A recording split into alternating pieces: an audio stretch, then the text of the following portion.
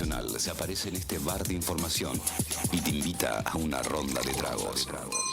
Mundo al whisky, mundo al whisky.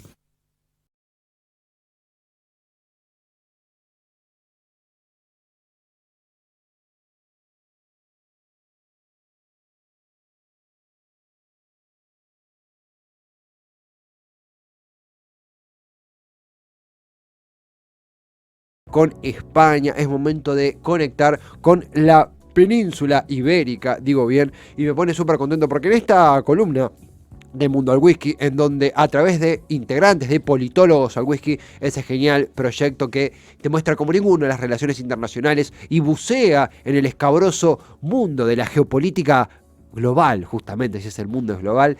Estamos ahora en vísperas de conversar sobre soft power, en vísperas de hablar sobre qué sucede, ¿no?, con la tragedia, los hechos que envuelven el terrorismo, mejor dicho, en Europa. Todo esto explicado por alguien que es analista geopolítica, todo esto explicado por alguien que es periodista y que está constantemente, como por ejemplo el último domingo en Polla el Whisky, postulando, exponiendo y redactando artículos sobre cómo problematizar el soft power y cómo abarcar, cómo integrarnos a un tema tan complejo como los ataques terroristas en el viejo continente. Estamos ya en comunicación con Gara Báez García, periodista, analista geopolítica desde España. Gara, acá Esteban Checho de Buenos Aires, Argentina. ¿Cómo te va? Buenas tardes. ¿Qué tal, Esteban? Muy bien, ¿cómo estás? Bien, súper bien, contentos de conversar. Me permito preguntarte, ¿no? Porque hablamos de soft power, que sería poder blando, poder suave, una manera un poquito camuflada o liviana de exportar el poder, acercar el poder, analizar el poder, ejecutar el poder, y también estás analizando constantemente lo que son los ataques terroristas, ¿no? Y uno puede decir, bueno, algo tan extremo como un ataque terrorista y el soft power, que es poder blando, ¿cómo se relacionan? ¿Cómo los haces interactuar vos en tu análisis? Bueno, pues es una súper buena pregunta, Esteban. Bueno, primero que nada, muchísimas gracias Un por placer, haberme invitado. un placer. Como periodista me hace mucha ilusión que en lugar de estar preguntando yo, me pregunten a Ah, mí. Y bueno, es muy buena pregunta porque como bien decías, son puntos totalmente extremos, podríamos decir. Entendemos que el soft power es aquella manera de comunicarnos entre estados, organizaciones, eh, países o organizaciones como pueden ser la Unión Europea o la OTAN o la ONU, de sus diferentes maneras, ¿no? ujú, ¿Cómo convergen con el terrorismo? Bueno, yo a la hora de realizar mi artículo, que fue el que se publicó la semana pasada en Politólogos al Whisky, sí. claro, me pregunté, ¿cómo puedo unir el soft power con el terrorismo? ¿Acaso existe relación? Y lo primero que hice fue investigar, porque igual yo no me considero experta porque me queda mucho que aprender, pero estudio mucho el soft power Ujú. y yo considero que es una disciplina que converge en todas las relaciones internacionales, ¿no? Y me pregunté, ¿acaso está presente en el terrorismo? Vamos a investigarlo, ¿no? Y la realidad es que sí. Utilicé a un actor bastante potente, que es la Unión Europea, y digo que es potente porque todos sabemos que es un poder mundial, pero también es potente en soft power porque su base son los valores. Y la base del soft power también son los valores, ¿no? Eh, Algo que tiene que ver con el terrorismo. Bueno, de alguna forma u otra podemos hablar que también, podemos decir que en el terrorismo también hay valores. Ujú, Otra sí. cosa es si estamos de acuerdo con ellos o no y la forma en la que se hace, pero bueno, al final estamos hablando de disciplinas que convergen porque de fondo tienen algo que son los valores. Y la realidad es que en la política de la Unión Europea, en todo lo que se refiere a la lucha contra el terrorismo, pues hay mucha acción de poder duro, porque hay momentos en los que la tiene que haber, pero una de las premisas de la Unión Europea es que antes de llegar al poder duro, siempre se puede probar e intentar ir por el poder blando, por los valores. Ujú. Y de ahí un poco la relación entre el terrorismo y el poder blando. Claro. Ahora se empieza a ver bien ese vínculo. Todo un ataque como fue, por ejemplo, justo ayer veía que los casos de Francia, ¿no? Por ejemplo, el caso de Charlie Hebdo. Esa masacre, ese terrible hecho emblemático que muchos recordamos a principios de 2015. Sí, efectivamente, tiene como base, como base inicial los valores que infunden, en este caso, la organización terrorista, en este caso, la ideología terrorista que se implanta, se fomenta en los perpetradores. Ahora, vos sabés que en diferentes columnas de Poli al Whisky estaba esto de, bueno, también es un mecanismo de soft power, el cine norteamericano, el cine estadounidense de los 80, buscando infundir valores. Digo, es interesante cómo el soft power lo podemos encontrar en el génesis de una masacre, un asesinato, pero también en una sala de cine en los 80 entre pochoclos, ¿no? Digo, entre palomita de maíz, como se diría en España. Quiero decir, tiene muchas caras el soft power. ¿Crees que hay alguna que hoy predomina más o es una simultaneidad de caras del soft power con las cuales estamos conviviendo hoy? Am, yo me atrevería a decir que es una simultaneidad porque al final, no solo yéndonos al terrorismo, o sea, al final todo es soft power. Nuestras relaciones sean multilaterales, bilaterales con otros estados, al final son soft power. La economía es soft power.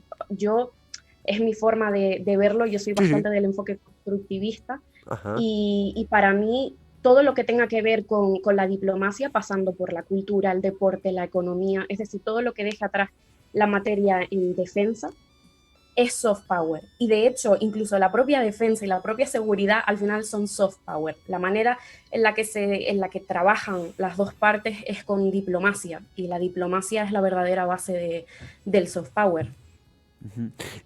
Gara, en ese sentido, también como que perpetua el soft power, porque vos mencionás el factor diplomacia, que uno imagina que es la serie, no, imagina no, efectivamente, es la relación entre diferentes países y las posiciones que toman diferentes países en torno a una temática, problemática regional, fronteriza, global. eh, el diseño del soft power, la configuración del soft power, ¿cuánto depende de un Estado o de un gobierno? ¿Cuánto depende de una situación? Quiero decir, ¿quién influye más en cómo se configura el soft power desde tu óptica? Mm, vale, buena pregunta y muy complicado de Tranqui, responder. por donde quieras, tranquila. Tiene que ver todo, porque al final la relación entre estados, o hablamos de organizaciones internacionales con otros estados, por así decirlo. En este caso, por ejemplo, puede ser pues Unión Europea con el Caribe o con Asia-Pacífico. Bueno, claro, el soft power al final viene determinado por la relación comercial. Realmente siempre más, intentamos buscar nexos siempre en el comercio porque Ujú. va a ser lo más fácil antes que, pues por ejemplo, con China en materia de derechos humanos podríamos estar años y años discutiendo y no nos pondríamos de acuerdo, ¿no? Pero Claro. al final encontramos la base, pues yo creo que el comercio es importante, valores compartidos, cultura. Ujú. En España cada vez se habla más, pero al principio no se hablaba de lo potente que es el deporte. Ajá. Eh, en España, claro, al final hacemos soft power del deporte también. La propia lengua española, tenemos muchos lazos con Latinoamérica. Es uno de los idiomas, si no es el primero, es el segundo más hablado en el mundo. Al final, pues tiras de todo ese tipo de conexiones o de datos para establecer relaciones. Y después, un elemento interesante en la geopolítica española puede ser la monarquía. La monarquía también es una buena fuente de soft power, porque al final, por ejemplo, en el caso español, pues nos permite, por la historia española y la relación que ha tenido con Latinoamérica la monarquía, nos ha permitido establecer muchos lazos, pero también, por ejemplo, como puede ser en el continente africano con Marruecos. Claro, y Entonces, Gara, no interrumpo un segundo nomás, pero para comprender, porque es interesantísimo lo que mencionaste, si bien no quiero desviarnos de lo que es tu enfoque, que es antiterrorismo, que es Unión Europea y es justamente quien perpetra un atentado y el soft power detrás de ese hecho y también el soft power mediante el cual estudia la Unión Europea cómo reaccionar ante esas situaciones. Pero mencionaste el deporte, ¿no? Se me vino a la mente justo ahora. Decime, obviamente también uno aprende escuchándote si lo interpreté bien, si es un poco lo que te referías. Por ejemplo, acá en Latinoamérica estamos hace ya un tiempo largo en una situación muy, muy, muy preocupante respecto al coronavirus. Hay países que le han pasado peor que otros, pero todos estamos, la verdad, muy mal. Y en este marco se da la situación de un deporte, el fútbol con la Copa América. Brasil la alberga, aunque es un verdadero desastre sanitario. No digo que Argentina no lo sea, pero digo, Argentina tampoco estaba para hacer una Copa América, Brasil no está para hacer una Copa América, la hace, bueno. Y estaba este debate entre muchos pares, de decir, compañeros, de decir, bueno, esto Bolsonaro lo toma como una especie de distracción o de capitalización de un evento deportivo para lograr fortalecer su poder. Si Brasil gana, la foto de Bolsonaro levantando la copa pesa más en los medios que una foto de una camilla con una persona perdiendo la vida, ¿no? Como es lamentablemente una cara común del coronavirus. ¿Esto funciona así, en tu opinión, el soft power? Claro, por supuesto. Vamos a ver. Ahora lo llamamos soft power. En la Primera Guerra Mundial, en la Segunda Guerra Mundial, en la Guerra Fría se le llamaba propaganda. Claro. Vamos a ver, o sea, Claro. al final estoy de acuerdo en que ahora partimos de una base distinta porque el mundo ha cambiado, la globalización ha sido importante, pero al final esto es propaganda. O sea, el soft power lo utilizamos para lavar imagen, al final, la esencia del soft power es crear atracción. Muchos autores lo llaman el poder de la atracción, el poder de la influencia. En el ejemplo que tú pones, pues evidentemente se utiliza el fútbol. Interesa más socialmente y mediáticamente hablar del deporte que de un desastre sanitario o de una hecatombe económica, que detrás de todo el problema sanitario viene pues los riesgos del sistema social, económico y estructural del país.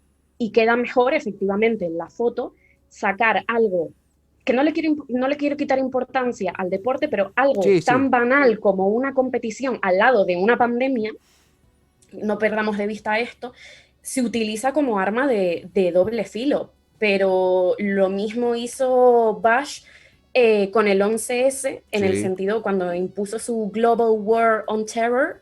Al final lo que hizo fue, más allá de utilizar los tanques, evidentemente, toda esa narrativa que creó, bueno, pues contra el terrorismo y contra la religión, porque al final esa fina línea entre el terrorismo y la religión, que son cosas totalmente distintas, pero que se utilizan para asociar, al final lo que creo es una narrativa. Claro. Y esa narrativa es, pues esa película que tú cuentas, ese cuento, es soft power también, porque es la única manera que tienes de influir. Para explicarle a la gente que sacas los tanques a la calle, tú necesitas construir un relato.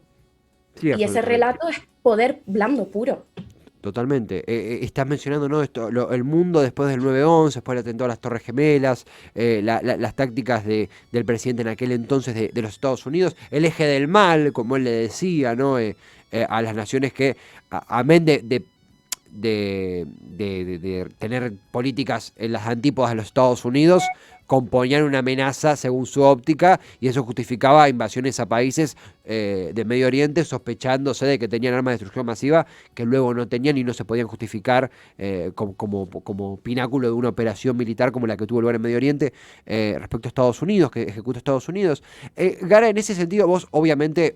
Primero, si alguien se está sumando ahora nuevamente a la charla, está apareciendo aquí. Estamos charlando con alguien que es periodista, analista geopolítica, entre tantísimas otras cosas. Es experta en soft power, es una internacionalista, es integrante, colaboró con Politólogos al Whisky, que es el proyecto que da nombre a esta columna. Gara, en el sentido de, nuevamente volviendo, ¿no?, al antiterrorismo, se comprende esto que vos mencionabas, ¿no?, de un atentado, por ejemplo, como los ocurridos en París, cuyo génesis está en la influencia ideológica de una entidad como puede ser ISIS, mediante mecanismos de soft power, influencia, valores, ayornamiento, aprendizaje. Y ahora está también la Unión Europea. Ante eso, desde tu óptica, ¿cómo se para la Unión Europea frente al soft power? Quiero decir, por ahí pregunto algo medio básico, ¿no? Pero propone ejecutar un soft power que neutralice el soft power que ejecutan las entidades terroristas o busca otro tipo de táctica? ¿Cómo se posiciona ante eso? Bajo mi punto de vista, que no es una verdad absoluta y mucha gente puede estar en contra, yo creo que lo que hace precisamente utiliza su base de soft power, que son valores como conocemos, la democracia, la justicia, la propia libertad de expresión, los utiliza para neutralizar la amenaza terrorista. De hecho, es muy interesante porque los atentados de París en 2015 funcionan como un game changer para la Unión Europea.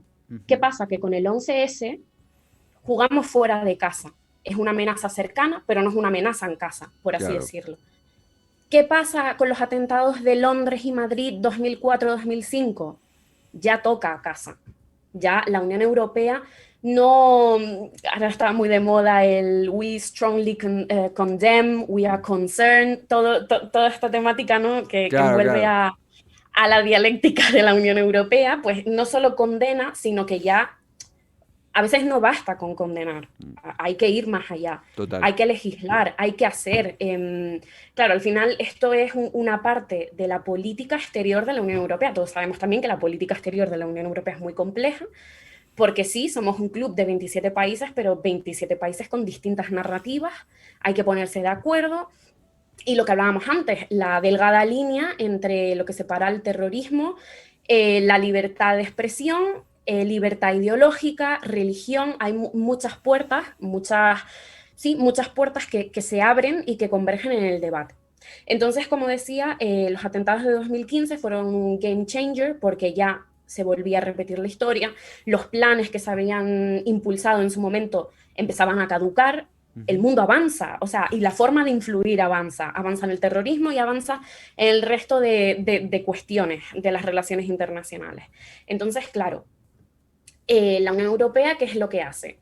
Básicamente intensifica su esfuerzo a base de condenar los atentados, pero también delimita una serie de medidas, una serie de estándares relativos a este ámbito. Y tú dirás, vale, ¿qué tienen que ver las medidas con el soft power? Pues yo te voy a enumerar esas medidas, a ver si una vez sabiendo lo que es el soft power, encuentras una base de valores. A ver. Mejorar el intercambio de la información, reforzar el control de las fronteras exteriores y prevenir la radicalización en línea. Súper importante, nuevas tecnologías. La Unión Europea aprobó, si no me equivoco, corrígeme si lo sabes, el pasado 16 de marzo, bueno, el Consejo adoptó un reglamento el pasado 16 de marzo del 2021 para combatir la difusión de contenidos terroristas en línea y se va a empezar a aplicar en el 2022. También se empiezan a controlar más la posesión de armas de fuego. Se avanza en la digitalización en materia de cooperación judicial con el resto de estados, tanto pertenecientes a la Unión Europea como terceros países amigos de la Unión Europea. Se tipifica penalmente los delitos de terrorismo, se intenta reducir la financiación del terrorismo, controlando todo esto que conocemos como el money laundering y las transferencias. Claro, el lavado de dinero. Exacto.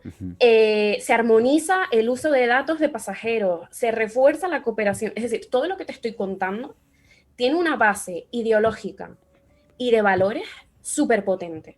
Sí, totalmente. Y nos quedamos con la última, el reforzar la cooperación entre países que además ya no tiene que ver solo con la Unión Europea, porque la Unión Europea cuando publica un statement ya se supone que está de acuerdo todo el mundo, pero lo importante es la cooperación con los países no pertenecientes a la Unión Europea.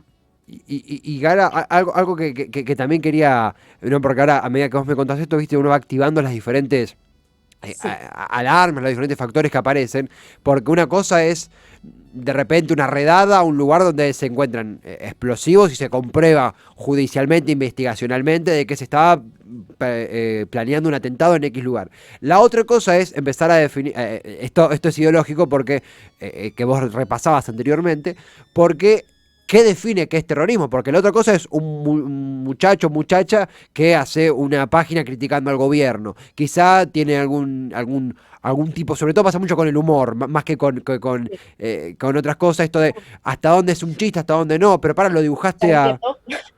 Viste que está eso de hasta cuándo humor. No, ¿y qué pasa si dicen, no, tu humor es terrorista adentro? Digo, ahí la frontera empieza a problematizarse y encontramos quizá la parte más interesante y más problemática al mismo tiempo del soft power, ¿no? Exacto. Y ahí la Unión Europea tiene un mecanismo muy potente. Sí, Lo comentaba tanto en mi artículo sí. y me gustaría también hacer un inciso en esto. La Unión Europea, dentro de sus distintos órganos y organismos, tiene uno que se llama Servicio Europeo de Acción Exterior, un órgano muy importante porque coordina junto con la Comisión y el Consejo la política exterior y además en una de sus funciones le pertenece coordinar la respuesta ante cuestiones ligadas con la lucha antiterrorista. Si bien es cierto que esta materia es nacional para los estados, el SEAE, el Servicio Europeo de Acción Exterior, juega un papel fundamental. ¿Por qué? Porque al final es una figura de soft power y una figura de autoridad dentro de la Unión Europea que emite esa respuesta. Entonces, yo dentro de mi artículo también hablo de un campo del soft power, que es la diplomacia pública. Y la diplomacia pública no es más que una forma de hacer diplomacia en la que se interrelacionan distintos actores. Tienen que ver los gobiernos, actores del mundo de la empresa privada, la administración pública, medios de comunicación, súper importante, Sí, total. civiles, organizaciones no gubernamentales, think tanks, es decir, lo que estamos haciendo nosotros al final es diplomacia pública, sea hacia un Estado, sea hacia una organización. Y Eh, lo que hace el SEAE es coordinar toda esa rama de la diplomacia pública y actúa tanto dentro de la Unión Europea como fuera de la Unión Europea mediante distintas políticas, pues por ejemplo, de divulgación, mediante diálogos, no solo reuniones de alto nivel en la que nadie sabe lo que pasa, sino también hay que hablar con la sociedad civil, que es la que sufre la amenaza. Total. Hay que hablar pues con los medios de comunicación, porque también ellos tienen una importante responsabilidad de comunicar qué es lo que está pasando, de verificar la información. Absolutamente, además justamente esto de la sociedad civil completamente influenciada por esos medios de comunicación. Gael, vos sabés que estamos ya en casi los minutos finales. La verdad que igualmente hemos tenido tiempo de conversar algo que como siempre decimos, recomendamos que esto que es una charla, un intercambio, un aprendizaje, esto se continúe en Politólogos al Whisky, donde has escrito un artículo hace muy poquitos días, donde buceás, es un artículo que además es muy cómodo de leer porque está en PDF, digo, si estás desde el celu, es súper cómodo de leer y no te consume datos porque lo descargás, digo, no va a haber ningún problema. Además de eso primero una pregunta, antes que eso, pues yo te presenté como que estás en España, ¿estás en Madrid o yo te presenté incorrectamente? No, estoy en Madrid, En estoy en Madrid. Madrid. Es mi ciudad por lejos, bueno, después de Buenos Aires, Avellaneda, donde estamos, es una ciudad que quiero un montón, tuve la suerte de conocer, la Gran Vía, los churros, bueno, tantas cosas que me marcaron y que extraño un montón y que ojalá pronto pueda volver cuando me vacunen. Pero no, volviendo a lo que nos compete, Te esperamos. Gracias, muchas gracias. Sos periodista, sos analista geopolítica y además de Poli al Whisky, ¿dónde te podemos leer? ¿Dónde te podemos encontrar? ¿Dónde podemos continuar sabiendo lo que venís investigando? Bueno, pues yo estoy activa en redes, en Twitter, en @baes_gara. Ujú. También suelo publicar artículos en el Instituto Español de Estudios Estratégicos. He tenido la enorme suerte de que me hayan aceptado dos. Uno Bien, de ellos es sobre el soft power chino. Invito a leer, también muy interesante. total. Y bueno, ahora mismo estoy un poco donde me quieran recibir, ahí me pueden encontrar. Espectacular, Gara. Gracias en serio por hacerte el tiempo, por charlar. Teníamos una banda de ganas de hacer esta nota y la verdad, ha sido una charla formidable. La seguimos en tus artículos. Felicitaciones por lo que estás haciendo y será hasta la Muchas gracias. próxima, Gara. Muchas gracias. Un placer, hasta luego, aquí desde Adiós. Argentina. Gara Báez García desde Madrid, la capital de España, insisto, obviamente mi ciudad favorita lo digo posta, mi ciudad favorita es Avellaneda en Argentina, desde donde soy, pero Madrid es mi segunda ciudad en el mundo, tuve la suerte de conocer y realmente uno se queda encandilado con semejante ciudad y semejante gastronomía y semejante gente y semejante paisaje y semejante todo, así que impecable, pero no es importante eso, me puse melancólico melancólico de golpe. No, lo importante es que tuvimos una notaza, una tremenda columna, más que notaza, con Gara Báez García, periodista y analista geopolítica e integrante de Politólogos al Whisky.